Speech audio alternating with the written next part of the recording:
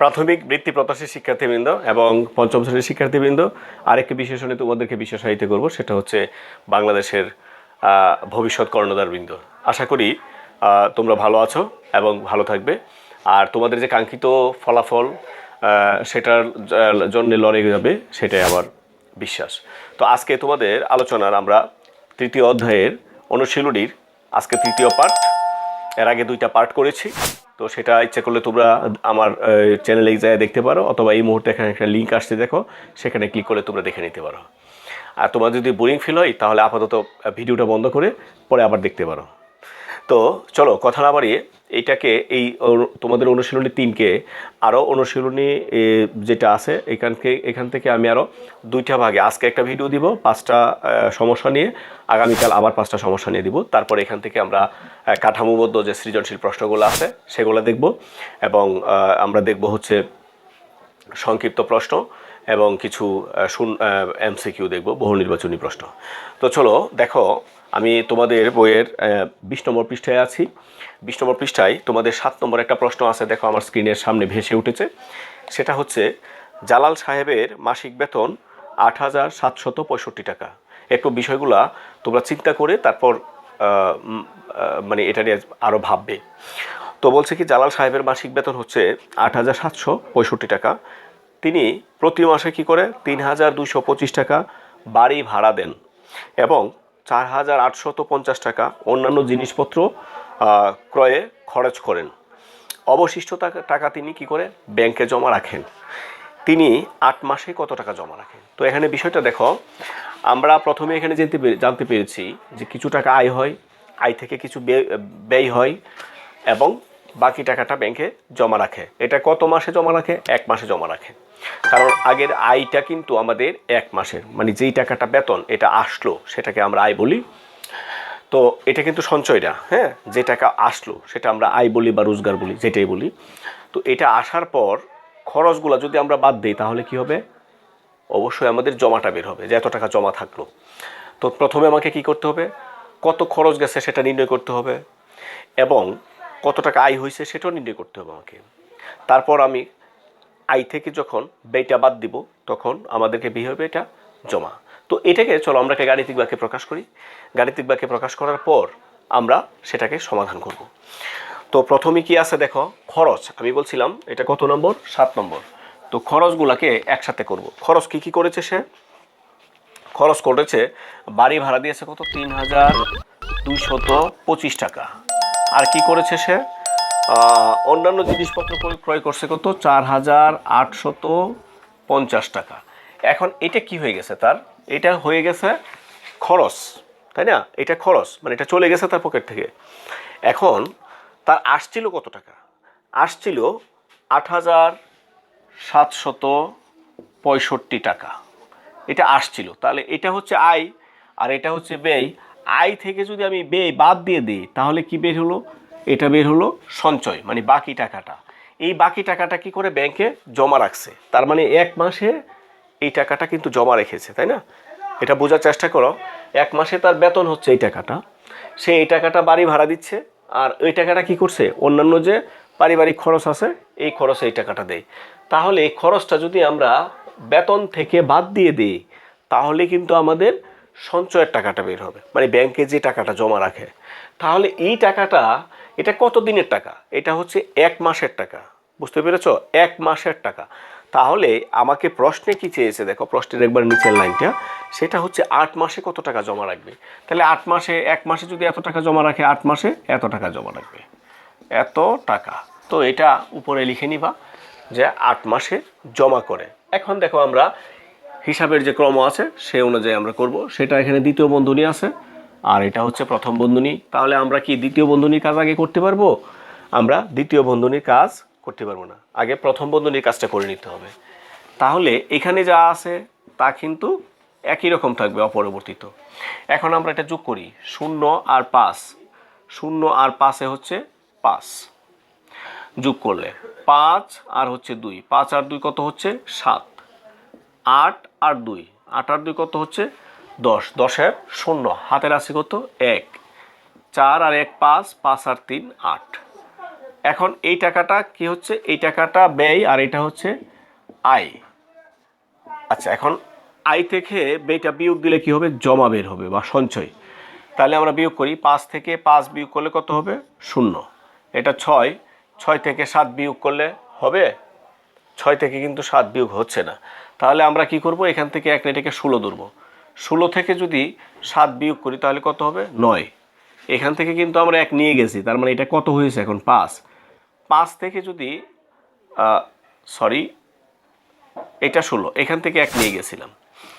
তো এখন দেখো এটা কত হয়েছে, এখানে 6। 6 থেকে যদি 0 চলে যায় তাহলে কত থাকবে, 6 থাকবে। এরপর কি আছে 8, 8 থেকে 8 চলে গেলে কিছুই থাকবে না, বাম পাশে আর আমরা এটা বসাবো না। এই ক্ষেত্রে বন্ধনী কিন্তু আর হচ্ছে না। কেন হচ্ছে না, আর প্রক্রিয়া চিহ্ন এখানে নাই। এখন দেখো 8 এ 0 0, 8 দ্বারা যদি 9কে গুণ করি, 8 নং 72, 72-এর 2, হাতের আছে কত, হাতের আছে 7, 6 8 48 আর 7 হচ্ছে 55। তার মানে এই ভদ্রলোক উনি কি করে, 8 মাসে 5,520 টাকা সঞ্চয় করে, জালাল সাহেব। তো আশা করি এই জালাল সাহেবের হিসাবটা তোমাদের খুব ভালো লেগেছে এবং এনজয় করেছো। তো 8 নম্বর প্রশ্নটা দেখো, ফরিদা এবং ফাতেমার বেতন একত্রে হচ্ছে 19,950 টাকা। বিষয়টা একটু চিন্তা করবা সবসময় যতগুলো উদ্দীপক পড়বা, কারণ এটার উপরই তোমার নির্ভর করছে তোমার উত্তরটা, সমাধানটা তুমি কিভাবে করবা। তো ফরিদা এবং ফাতেমা দুজনের বেতন একত্রে 19,500 টাকা। এখন কি বলছে দেখো, ফরিদা অপেক্ষা ফাতেমার 2,450 টাকা বেশি পায়। কে বেশি পায়, ফরিদা অপেক্ষা ফাতেমা বেশি পায়। ফরিদা এবং ফাতেমা প্রত্যেকের বেতন কত টাকা। তো আমরা কি করব, যার বেতনটা কম আমরা সেই বেতনটা বের করব। এই বেতনের সাথে যদি আমরা বেশি টাকাটা আমরা যোগ করে দিই তাহলে আমরা পাবো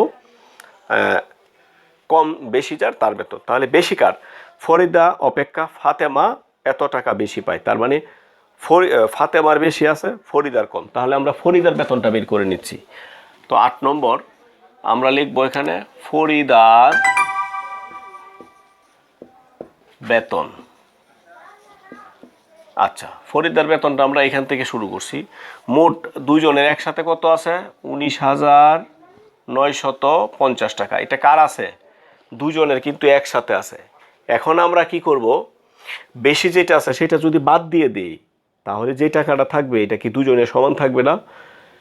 তাহলে বেশি কত পাই, ফাতেমা বেশি পাই হচ্ছে 2,450 টাকা। 2,450 টাকা। দেখো আমি যখন এই বেশি টাকাটা দুজনের কাছ, তাহলে দুজন এখন সমান পাবে না। আমি তোমাদের একটা বাস্তব উদাহরণ দিচ্ছি। মনে করো রহিম এবং করিম, তাদের কাছে 9টি আম। রহিম এবং করিম তাদের কাছে 9টি আম আছে। এখন রহিম বলতেছে যে করিমের চেয়ে আমার একটা আম বেশি আছে। আমি যে ব্যাগের মধ্যে 9টা আম রেখেছি, করিমের চেয়ে আমার একটা আম বেশি আছে। তাহলে রহিমের কয়টা আর করিমের কয়টা, আমরা কিন্তু এটা সহজে বের করতে পারবো যে একজনের 5টা আর একজনের হচ্ছে 4টা। সেটা যদি আমরা গাণিতিকভাবে একটু চিন্তা করি, এই যে কয়টা আম বেশি আছে, একটা আম, একটা বাদ দিয়ে দিলাম, তাহলে কয়টা থাকলো, 8টা। এখন 8টাকে যদি দুজনকে আমি সমান ভাগে ভাগ করে দিই, একজন 4টা পাবে না, তাহলে যে কম সে 4টা পাবে। আর ওই যে যে বেশি ছিল, করিমের বেশি ছিল, ওই একটা আইনা করিমকে দিয়ে দিব, তাহলে তো করিমের বেশি হয়ে যায়। তার মানে আমাদের কি করতে হবে, যেটা বেশি আছে সেটা বাদ দিয়ে দিব, তারপর যেহেতু দুইজনের আছে এই 2 দিয়া ভাগ করব। তাহলে এই টাকাটা কার হবে, এই টাকাটা হবে ফরিদার। তো এখন দেখো 0 থেকে 0 চলে গেলে 0, 5 থেকে 5 চলে গেলে 0, 9 থেকে 4 চলে গেলে 5, 9 থেকে 2 চলে গেলে 7 আর হচ্ছে 1, ভাগ করব 2 ধারা। তো এই ভাগটা এখানে করে ফেলবা, এটা আলাদা জায়গায় করে নিয়ে আসবা, তাহলে তোমাদের জন্য সহজ হবে। 2 অঙ্কে যাবে, তাহলে 8 দুগুণে 16, 1, 5 কেটে আনলাম 15, 7 দুগুণে 14, 1 কেটে আনলাম, 0 কেটে নিয়ে আসলাম, 5 দুগুণে 10, যেহেতু এটা মিলে গেছে একটা শূন্য এখানে আছে সেটা আমরা এখানে দিব। তাহলে এখানে কত হচ্ছে 8,750 টাকা। এই টাকাটা কার দেখো তো, এই টাকাটা হচ্ছে ফরিদার। তো ফাতেমার কত আছে? ফাতেমার ফরিদা থেকে ফাতেমার আছে, তো ফাতেমার কি আছে? এই যে ফরিদার যে টাকাটা আছে এই টাকাটা থেকে তার 2,450 টাকা বেশি। বেশি মানে আমাদের কি করতে হবে? যোগ করতে হবে। এখন আমরা যোগ করি, 0 আর 0 0, 5 আর 5 10 শূন্য হাতের আছে 1, 4 আর 1 5, 7 12 হাতের আছে 1, 3 আর 8 হচ্ছে 11। তাহলে আমরা কি পেলাম এখানে? ফাতেমার হচ্ছে 11,200 টাকা আর ফরিদার হচ্ছে 8,750 টাকা। তো আশা করি তোমাদের এটা ভালো লেগেছে। তো 9 নম্বর একটা প্রশ্ন আছে, সেটা দেখো। 9 নম্বর প্রশ্নটা আমি স্ক্রিনে দিয়ে দিয়েছি, একটু খেয়াল করি আমরা বিষয়টা।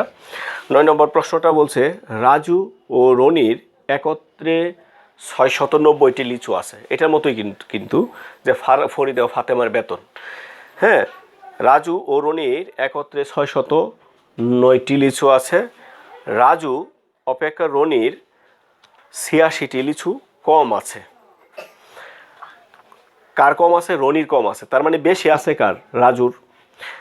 তাহলে রাজু এবং রনি প্রত্যেকে কতটি লিচু আছে? দেখো অনেকটা কিন্তু এটার মতো না। তাহলে যেটা বেশি আছে আমরা সেটা বাদ দিলে কার বের হবে? কম যার আছে। তাহলে কম কার আছে? কম বলছে কি যে রাজু অপেক্ষা রনির কম আছে। তাহলে প্রথমটা কি বের হবে? রনির আছে, তাই না? রনির আছে। তাহলে মোট কয়টি ছিল? 690টি। এখান থেকে রাজুর বেশি আছে কয়টি? 86টি। তো এটা বাদ দিলে যদি সমান 2 ভাগে ভাগ করি, এটা কার হবে? এই যে রনির হবে। এখন আমরা বিয়োগ করি, এটা 10, 10 থেকে 6 চলে গেলে 4, এখান থেকে 1 নিয়ে 10 10 এটা 8, 8 থেকে 8 চলে গেলে 0 আর হচ্ছে 6 এর 6। এটারে যদি আমরা 2 দ্বারা ভাগ করি, এখন আমরা ভাগ করি 3 দুগুণে 6 0 আর 2 দুগুণে 4। তাহলে এটা রনির বের হলো করতে এতটি লিচু। তাহলে আর বাকি থাকলো কে? রাজু। এখন লিখবো আমরা রাজুর আছে। তো রাজুর কি আছে? রনি থেকে, এই যে রনির যেটা এটা থেকে 84টা না 86টি লিচু বেশি আছে। এখন আমরা যোগ করে ফেলি 8 8 3। তার মানে এই যে রাজুর কিন্তু 86টা বেশি, তাই না? 302টি আর 388টি। তো প্রিয় শিক্ষার্থীরা, আগামী একটা পর্বে খুবই ইম্পর্টেন্ট থাকবে। আজকে আমি এখানেই বিদায় নিব। আগামী পর্বটা একটু লং করব এবং এখানে খুব গুরুত্বপূর্ণ কিছু ট্রিক্স দেওয়া হবে। আশা করি সাথী রাখবে আমাকে। তো সে পর্যন্ত সবাই ভালো থাকবে। ধন্যবাদ সবাইকে।